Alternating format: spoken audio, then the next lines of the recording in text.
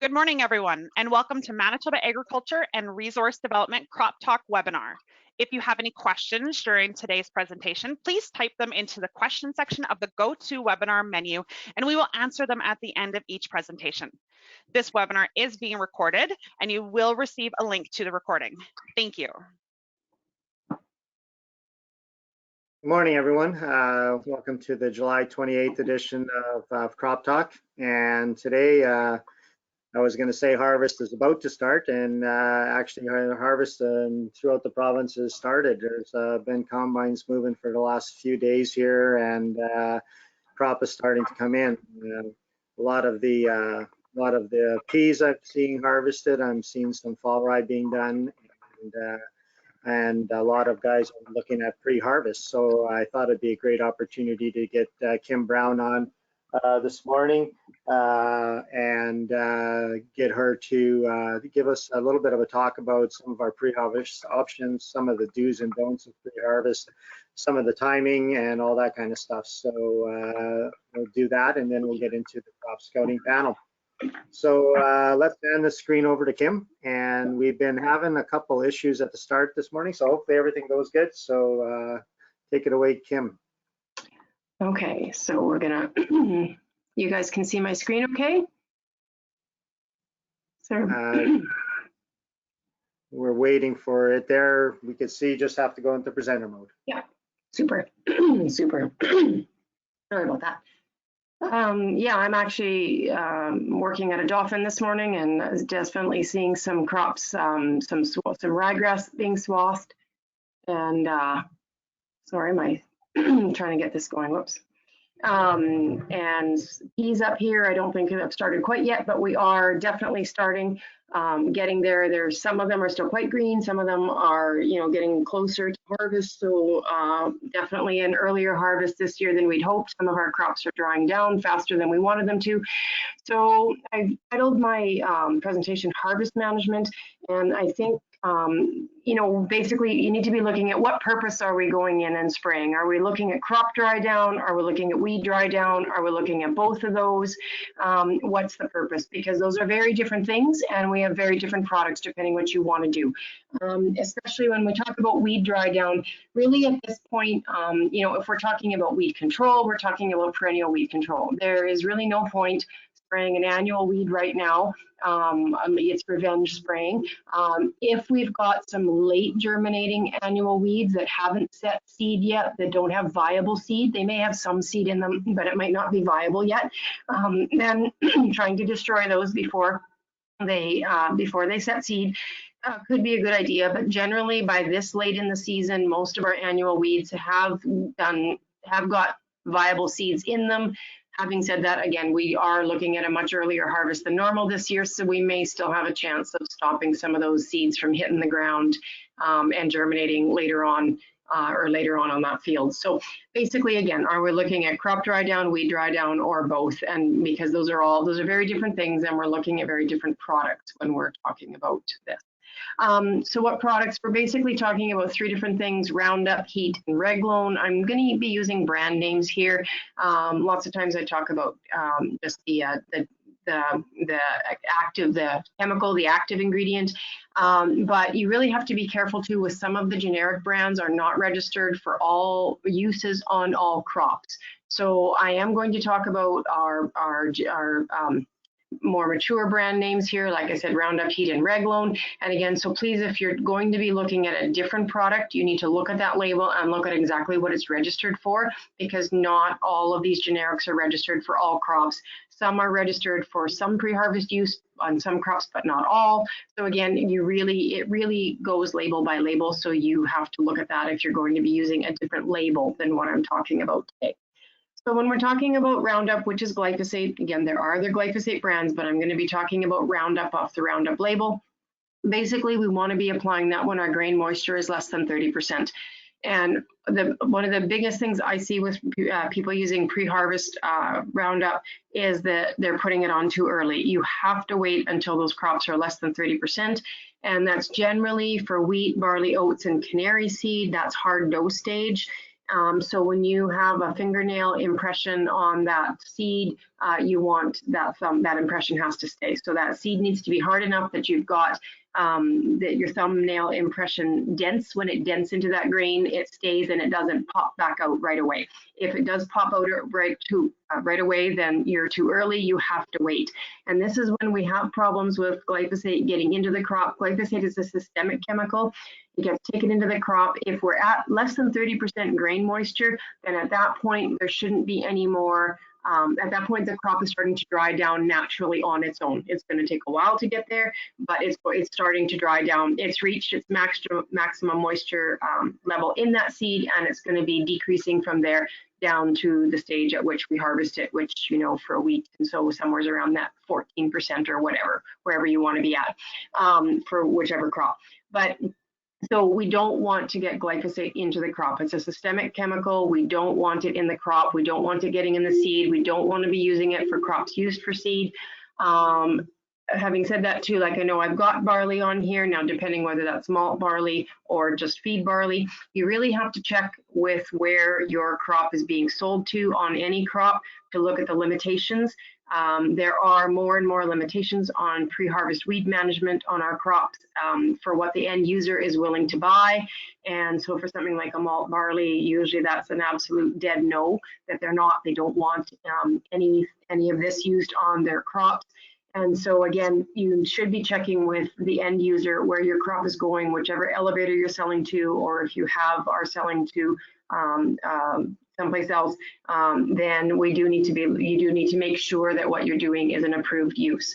So especially again, for something like a glyphosate, because that gets taken up into the plant, and if it's put on too early, it does get in the plant, it does get in the seed, it affects germination. So of course, because with malt barley, we have to germinate it in order to get the malt process going. Obviously that's why that's an absolute dead no. No-go on malt barley. So again, but our cereal crops in general, hard dough stage, our canola, our mustard, you want the pods to be green to yellow, and most seeds in that plant would be yellow to brown. So, you know, you need to have that crop on its way to being, you know, closer to harvest. For peas, the majority, 75 to 80% of our pods are brown, and for flax, the majority, 75 to 80% of the bolls are brown. So we're not anywhere as close to that on flax yet, except maybe in a few places in the province where they've run out of moisture. I have seen some flax fields turning. Unfortunately, it's quite early for them. And again, in this case, if we still need to get in there and do some pre-harvest weed control, which is what we're using our glyphosate for, then we still need to be, we may be a little closer on some of our flax fields than others.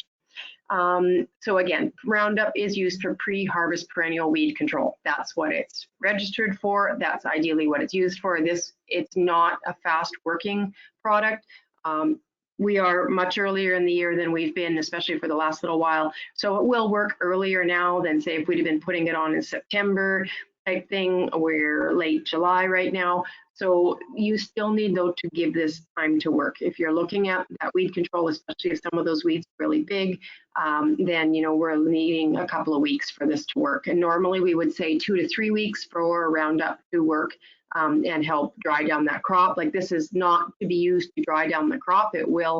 Crop will be drying down as the weeds are drying down, but this is really not going to speed it up that much. Again, earlier in the year, if we've got good growing conditions, means good killing conditions as well for Roundup. So I'd expect it to be a little earlier than that 2 to 3 weeks, but it's still not going to be fast. You need to have a good water volume. You want to get good coverage. Some of our crops, unfortunately, aren't real full canopy this year. We don't have a lot of crop competition compared to other years, but we still want to make sure we get good coverage.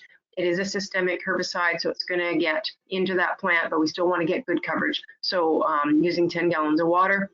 There are other crops on the label. This is the Roundup probably has the most crops on the label. It can be used for chickpeas, for lentils, for lupins, for fabas, and for dry beans, for camelina, soybeans, and then also for forage. So you can use it on forage and then cut that forage and feed that. So that is another use. I won't be talking about that today, but we could talk about that later on if you guys wanted to. When we're talking about heat, this is our second product that I wanted to talk about today, which is saflufenacil.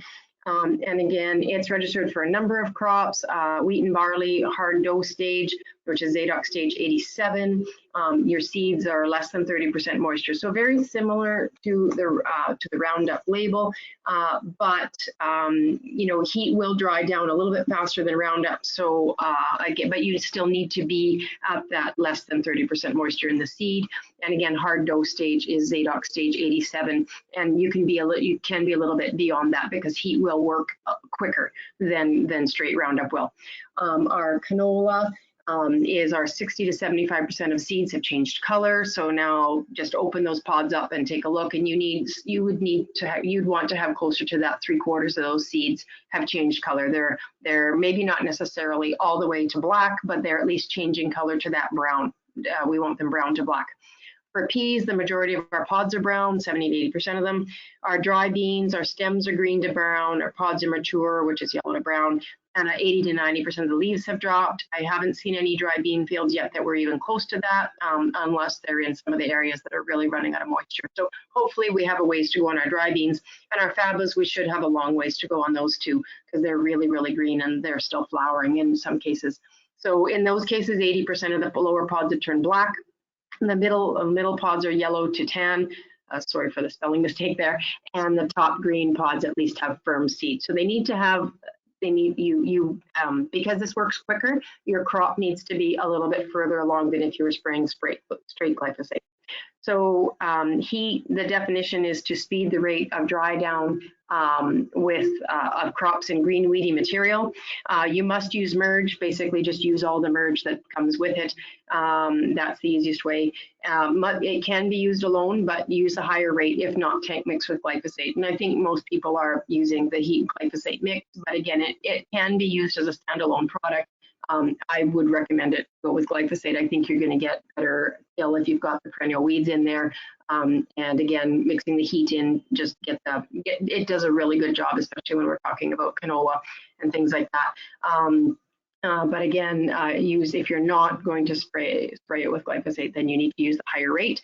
Water volume on this is 10 to 20 gallons, minimum 10 gallons if you're using it with Roundup, and if you're going to spray it on its own, you need the 20 gallons. Your PHI on this is 2 to 3 days. So basically 2 to 3 days after harvest, you'd be all right to go in. It's not going to be that quick. You're still going to be going in there.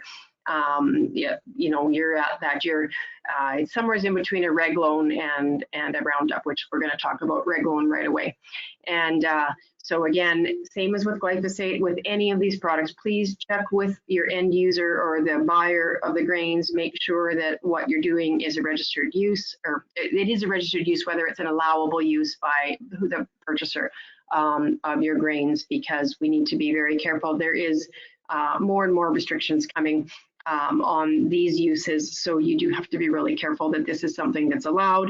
And again, if we're talking some more of the specialty crops, and that, make sure your end user is this is an allowable use. When we're talking about Reglone, which is diquat, this is a product that's been around for a very long time. This is purely a desiccant. You need to, and this one works a lot faster than glyphosate or heat do. So this is a dry down product. This is a desiccant. And so for canola, you have to have 90% or more of that seed is brown. You cannot have any more than 10% green seeds in there. So you need to pull that plant apart, pull all the seeds off. Normally, if you've got brown or black pods at least 2/3 of the way up, start looking at those top pods and see how much of those top pods still have green seed that has not changed color. And you cannot have any more than 10% of green seed in that plant, because Reglone works so quickly. Whatever is green when you spray Reglone is going to be green. It may dry down a bit. Well, if they're green, they're going to lose water. They're going to lose size. They're going to dry down a bit. But you do not want to put this on a green crop, because it works so fast. You're done when you put this on. With peas, your bottom pods are ripe and dry. You should be able to hear those peas rattle. The seeds will be detached from the pods. So again, you know, you need to be hearing that rattling, and those bottom pods have to be ripe and dry already. And with flax, again, a few flax fields are unfortunately getting closer to harvest than we'd like to see them, but you want to have 75% of the bolls are brown. With dry beans, now it's registered for red and white kidney. 80 to 90% of the leaves are lost, and 80% of the pods are yellow. And with fabas, we want most plants ripe and dry. The pods have to be fully filled, and the bottom pods are black or tan in color. So again, we're a ways away from that on our fabas, but you need them to be very close to being finished. And the reason is actually what Reglone is registered for is the dry, immature green material at the top of indeterminate crops and green weeds to facilitate harvest. So because this works very, very quickly, you need to have that crop almost at maturity anyways, and it's really just speeding the dry down so you can get in there and harvest. This is a great harvest management tool, so you need to be ready to go when you spray these crops, you need to be ready to go very quickly on them. It will not speed the maturity of green crops, so anything that you spray green, it's not going to mature. You've basically killed it while it's still green. Water volume is minimum 20 gallons. If you're not going to use 20 gallons, don't even think about using this product. It will not work for you. This is a contact herbicide. You have to have coverage, and you have to use a lot of water. The more water, the better. So again, if you're not going to use 20 gallons, then don't even think about using this product. PHI, so the pre-harvest interval on this, is 7 to 10 days on canola, peas and flax when the sample tests dry, and fabas is in 4 to 7 days. So that's basically all I have on this. I think that was my last slide. And I just wanted to just make very sure, really watch your crop staging, follow the labels to the letter, especially with glyphosate. Again and again, I see it applied far too early. When those crops have too much green in them, you get way too much glyphosate taken into the plant. It affects seed, it gets into the seed, affects germination later on, and we just don't want that. So really watch your staging, follow the labels. And again, if you are going to be using a different labeled product than what I was talking about today, you need to consult that label very carefully and see exactly what it's registered for, because the generics are all registered differently, and you really need it really goes label by label. So I'm just not going to get into that because there are so many different labels to look at in the generics, and that would be, the onus is on you to make sure that the product you have is registered for what you want to use it for, what you're intending to use it for. So with that, if there's questions, I can take them now or later, or whatever you want, Lionel. Okay, Kim, there's questions come in. Reglone better sprayed on sunny days or cloudy days? It works very quickly. So sometimes, like if you want like kind of that a bit of cool, cloudy, like not cold, cool, cloudy, just because it does work very, very, very fast. So we do find that if it's done on a bit of a cooler, cloudier day, it does tend to work a little bit better. It does tend to work a little bit better on that. Okay, so would that be just working a little bit slower, or just on the hot day, just the plant not taking it in? I think it just works it just works so quickly on the hot days, because it's just almost too quick on those hot sunny days. It's almost too quick. It does seem to work better it just gives it a little bit more time to work, because it is a contact herbicide. So you're relying 100% on it hitting the plants and killing them. And on those hot sunny days, it does tend to work very, very fast. And sometimes it's just a little bit too fast, because we're talking really big green weeds usually by now.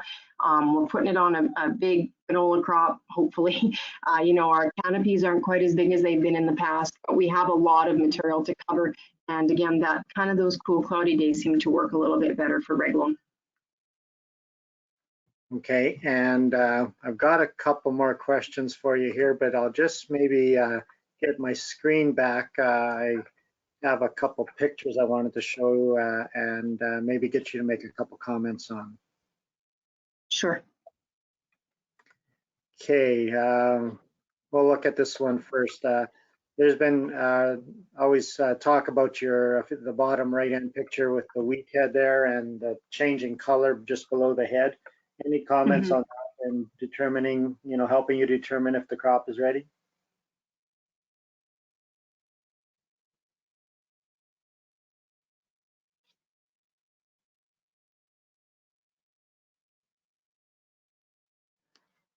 Kim, are you there?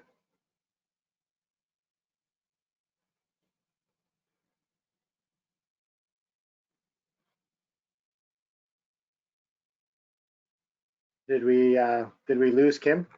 Green, like in that one on the left, that is way too green. That is just, do not even think about putting Roundup on that one. That middle one, to me, that is still too green. You need to have these crops further along than you think. If you're truly doing the hard dough stage, if you pull those kernels out and you're pressing your thumbnail into them, they have to be at hard dough stage, which on the BSF label, that's Zadox 87, if anybody's checking that, but that's at less than 30% moisture. And then they're not going to get, if you spray it at that stage, you're not getting any glyphosate into that seed. It's getting into the plant, but it's not getting into that seed because those seeds are drying down from that point on.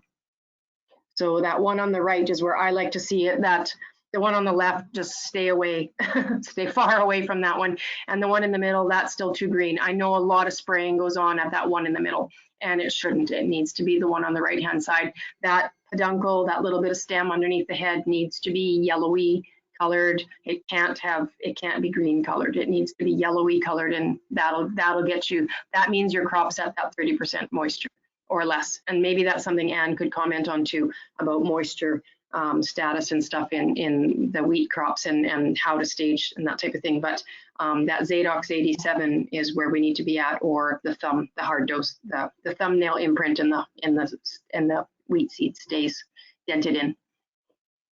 Okay, and I was in a field of oats yesterday with a producer, and very uneven. And any comments about how to judge that one? His biggest concern would be is that where it's mature, if a wind came up, it was going to shell it out, and he's had that happen before. So, any comments on that as to, what would you, what kind of advice would you give there? Yeah, and that is a really tough one. And oats, again, be really careful where it's going. Some oat processors will take pre-harvested grain and some won't. So be really careful on that one. But as long as that's a use that is allowable by his buyer, you have to go with where the majority of the crop is, where the majority of your bushels are gonna, come in the combine, hit the bin, and then get sold. You really need to see if the majority of that crop is still green. I'd wait a bit.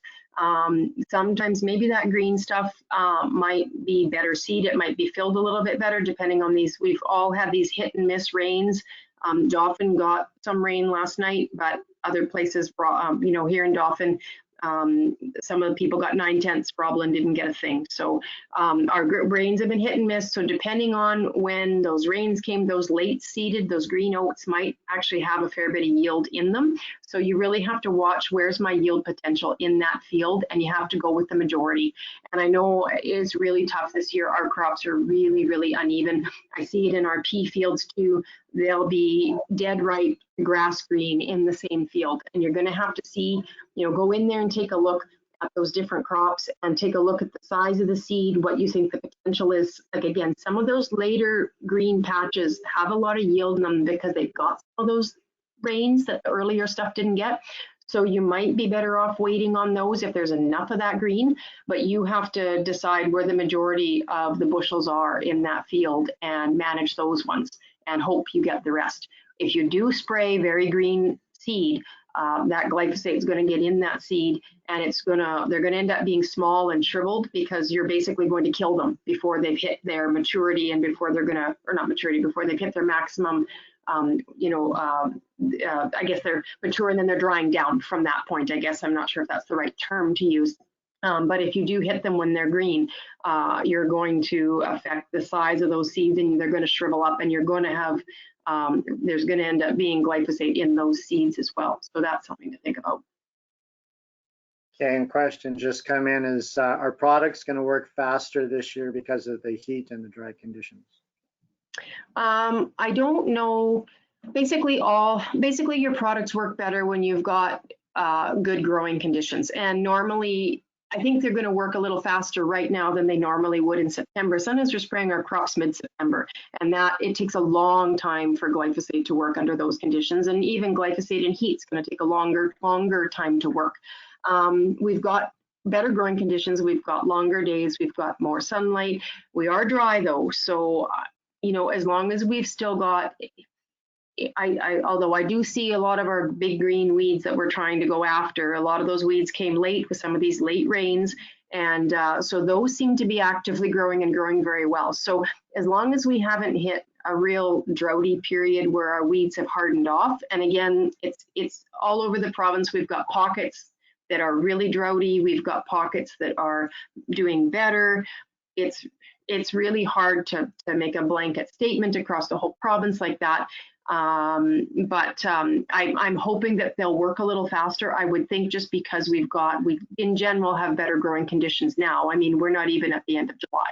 So, you know, going into August and stuff, if we get super hot and dry though, our products may not work that fast, just because those weeds will be hardened off, and they're not going to grow if we, you know, if we don't get some more rains and they just are sitting there and we get into another hot dry spell, then our products may not work as fast as we want them to.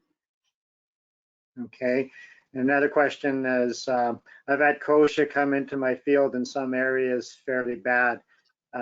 What would your recommendation be?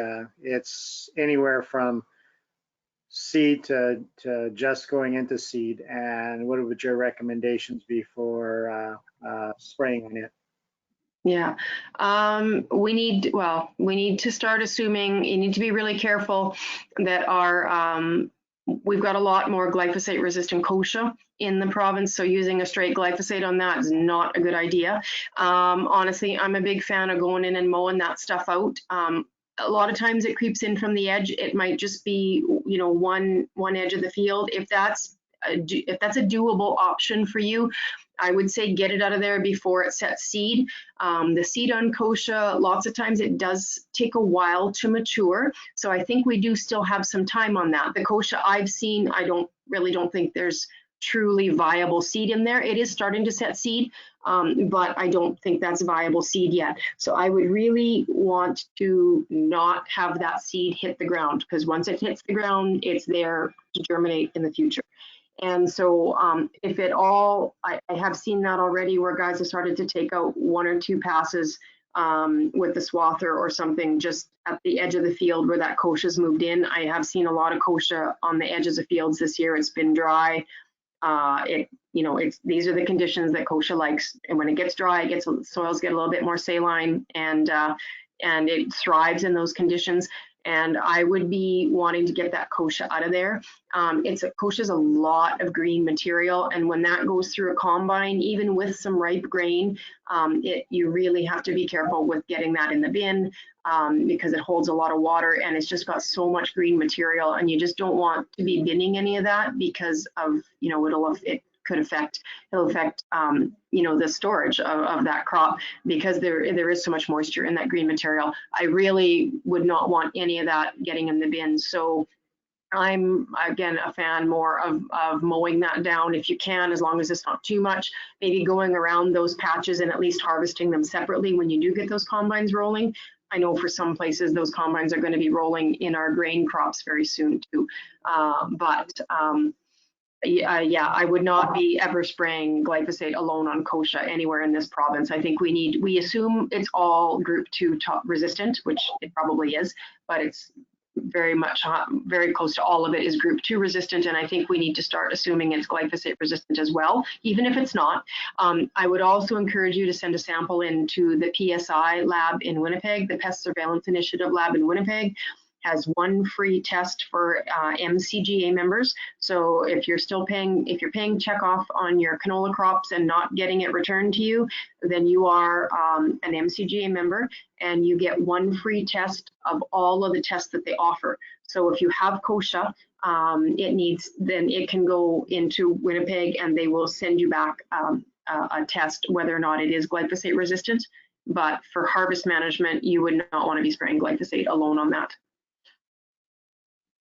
Okay, and if it's big enough spot, I would recommend that they contact a beef producer, because he might be willing to come in and cut and bale it and get it out of your way without you having to do too much work. So. Yeah, that's a great idea. Kosher's got fairly good feed value, and they'll be getting some grain in there as well. And if they can come in, and like I said, a lot of times it seems to be on the edge of that field, or maybe edges, and that might be the easiest way to get it out of there. And just don't let it set seed, because you're in for a world of hurt when that sets seed and it gets hauled through the rest of the field. Okay, I think there's going to be one more in the crop scouting panel for you here, and I'm going to, if you can see my screen there, you can see the pictures of this pea field, and there's a combination of things that is kind of going on with it, and he was wondering how to judge how to spray this. Now, he got hailed on, so some of the pods are cracking open, some of the field is green, and staging, I guess, what would your experience be with hailed crop and especially hailed peas and spraying them? Yeah, I've been in a lot of pea fields when down in 2016 down in that Deloraine area where there's a lot of peas down there, and they had a lot of hail closer to harvest. Those pods, once they get some damage, a pea pod is not like a soybean pod. It's quite dry and it will pop open. I'm not sure you're going to be able to save some of those pods that are, if they've had any damage on them and they are going to pop open, they pop open very easily. So I don't think, that pea field looks awfully green to me, just from the picture that you're showing. And again, I think that'd be a little bit early to be doing any pre-harvest on.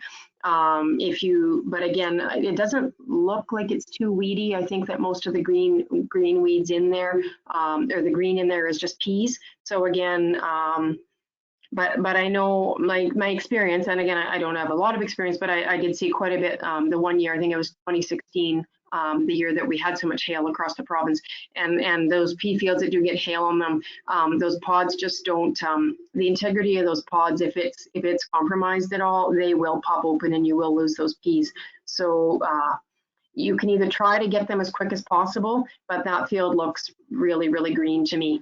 I guess you just have to take a look at where most of the yield is in that. If there's a lot of yield still in those green pods, then you wait for those. And if not, then you might want to try to get in there a little bit earlier. You'd use a product where you can get in and go quickly and get in there and try to save what you can. But that is a tough one.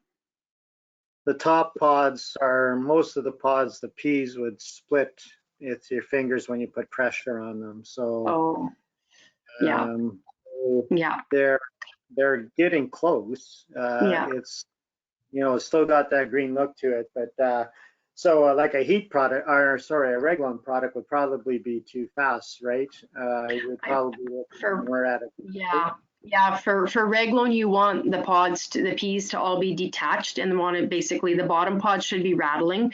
Well, they should be able to rattle. The bottom pods are brown. Now, the thing is, though, with most indeterminate crops, most of your yield is in those bottom pods anyway. So if you are losing those top pods from that hail, because usually, the hail gets the ones at the top the worst. So, those ones, hopefully those bottom pods is where there's maybe one or two more peas per pod. There's maybe a few more pods lower down. So yeah, just be watching for those, but that's pretty green for Reglone. That looks, from the picture, that looks very green. You'd want to be waiting a little bit longer on that one. Okay, good. Thanks, Kim. Hold on, there's more questions coming in, so we'll probably have a few more for you before the end here yet. Okay, yeah, thanks. Next one is for Dane. Dane, I was wondering if you could maybe make a couple of comments about club root and how to identify it in your field if you're out there doing some scouting right now, especially for disease. Sure, Lionel. The picture you've got there is a great indicator of a suspect patch that you might want to investigate for any number of reasons. Club root is going to be a little harder to detect this year because we've had such dry conditions, drought conditions, weird looking uneven crop across entire quarters. It would make scouting a lot more difficult. However, if you have a crop that's a little more uniform and there are patches that aren't looking quite right for whatever reason compared to the rest of the field, that's a dead giveaway that something is going on there that should be inspected. May or may not be club root. Now, in the photo you've got on the screen, you've got a blooming field and a strip or a portion there, and maybe a low spot behind it that has or is a little bit more mature than the rest of the field. So what we're looking for is plants that are more mature than the rest of our canola crop right now. They are smaller, they are shriveled, they have less seed set. I mean, we kind of laugh because that's going to be a lot of canola this year, but they're looking choked off and effectively more extremely drought stressed than the rest of the crop behind it or surrounding it. Clubroot acts like a drought stress agent in that those galls, when they form on canola roots, they choke off the flow of water and nutrients to the above ground plant tissue. So that's how it acts as a drought agent. So if you're seeing those spots, take a look in the field, go out there and scout while you're desiccating or while you're swathing. Stop those machinery operations and just walk out and see, dig up or pull the plants to see what the roots look like. If the roots look healthy and they look like a carrot and they're firm and white and not knobbly and peaty or starting to decay in any sense, then it's likely not clubroot that is the cause, but that might be a spot on your field that you want to check for clubroot spores. So taking a soil sample from the surface of those areas, just right off the surface, just a small scoop, and sending it into mbpestlab.ca. Check out that website, mbpestlab.ca, and they will be able to do a PCR test to quantify the number of spores per gram of soil in that patch. And if they come back with any sort of number at all, there may be clubroot there or maybe starting early infection. So it would be a good time to know that it's there and start taking appropriate management steps. And if anybody has questions, I'm happy to help and provide some direction there. Okay, good. Thanks, Dane. Well, you mentioned soil sample, grabbing a soil sample. I've got a question for John Hurd regarding soil sampling for this fall, and when would be a good time to start? We've got some producers that are starting to harvest and wanting to get an idea of what they're looking at for next year. I was talking to a producer yesterday, and he was talking phosphate still at $1,000 a ton or something like that. So, guys are going to want a soil sample this year, or do you have comments as to what guys should be doing? Yeah, thanks, Lionel. Common question, and farmers are wondering for many reasons what the inventory in the soil is. Like you say, fertilizer prices have not slackened off since the spring, and they're wondering with the drought have depressed yields, leaving more nutrients there. So, and where you sample can depend on the type of crop. I think in the past few years, we've become comfortable, and we have some data showing that following cereals, there tends to be a small or modest accumulation of nitrogen through the fall. If we get moisture in the fall, then we tend to get some or a small amount of nitrogen release. But that release is pretty small following cereal crops, wheat, barley, oats. Tends to be a little more following oilseed crops like canola or peas. So for those crops, we would likely say, hey, you might get a better number by holding off till soils cool down a bit.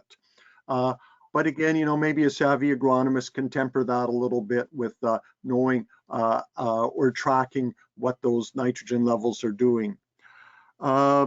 Just because you have an elite group of listeners, Lionel, I'll mention this. If they can remember back to Don Flayton's soil fertility courses, they may remember that Don talked about the birch effect. It's known from Africa. It's been observed in Saskatchewan, and it is the pulse of nitrogen that you see when we receive moisture after an extended dry period. It's a case where the microbes that start, they feast on the ones that are desiccated and dead, and you get an extremely high pulse of nitrogen that comes out for a fairly short period of time, and then it's remobilized again as crop residue starts to decompose. But it can give you some wild, goofy numbers, and agronomists should be prepared if they go to the field like right after we get some moisture. In Africa, they exploit this. They can get a crop in when it's dry and they can capture that nitrogen.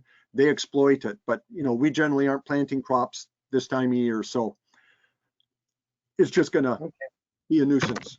Anyways, yeah, full speed ahead.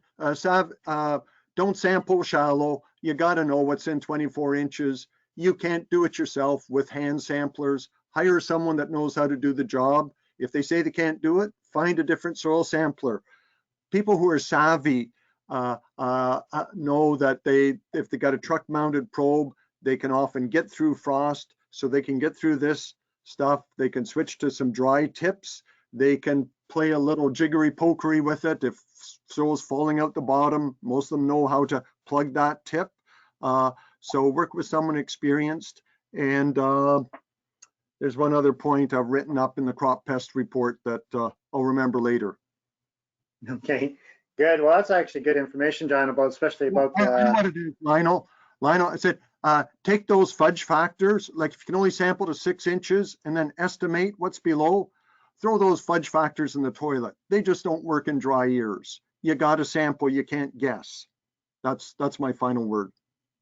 And I agree with you. I think we're seeing that in fields where crops have had to root down fairly deep and been able to use some of that. I've been in 2 fields where producers sowed late and didn't put any fertilizer on, and those roots have gone down and the crops actually are looking fairly good. So it's interesting to see what they can get from down below. So that's a good comment. And actually another question for you. The producer I was talking with yesterday, and that's why we were talking about phosphate, he's planning on sowing soybeans on the field next year, and was wanting to know what would be his best way of getting phosphate on that for that crop for next year. Any comments there, like putting it on this fall, this spring? He was wondering if the prices stayed high, would he still be able to put it on in the spring before he seeds, or would it be best to get it on this fall? I'm going to wear my environmental hat, and I'm going to say, unless you're banding it in the fall or putting it in the soil, and I don't think people want to do a lot of tillage, for God's sakes, don't put it on top. And leave it there. So my suggestion is do it in the spring, find a way to put it on a side band, mid-row band, something, and do it so it is good for the crop and good for the environment. Okay, so even with the soybeans, then you would say to get it on in the spring? Listen, in case you didn't know it, there's an environmental movement breathing down our necks, Lionel, and irresponsible application of phosphorus and leaving it on the soil surface is just a no-go these days. So let's just take that off the table, and we're going to go with spring. Okay, good. Thanks, John. We can't be more blunt than that today. No, that's a good comment. And actually, one of the other things we were talking about is he was hoping not to do any tillage at all. So if anything, that's a good good comment regarding a lot of producers this year. I feel are going to be letting everything stand and hopefully to catch snow. So I think there's going to be very little tillage happening this fall, unless we're going to get a whole bunch of rain in the next month or so. And I guess we never know if that's going to happen or not. So good comments, John. Okay, I jumped over. I don't think we have Dennis Lang on today or Dave Kaminsky on today. So I had gotten the question about a soybean field that I was with the producer on, and pretty sure this is bacterial blight. You can see the yellow halos around the brown spots, and seeing it in some fields. Kind of surprised to see it, but again, it was showing up, and it wasn't showing up on a lot of plants. So again, it's a blight, bacterial blight, sorry. So nothing you can do to spray for it, and it really doesn't look like it's going to be doing any type of damage to this crop anyways. That's one thing I've noticed over the last 3 to 4 days is soybeans have really jumped and been able to take advantage of whatever moisture is there, and the crop is actually seems to be doing fairly well with these dry conditions right now. But I'm sure Dennis would say we do need a rain here in August to help fill these pods, as we're just starting to see in a lot of fields pod fill.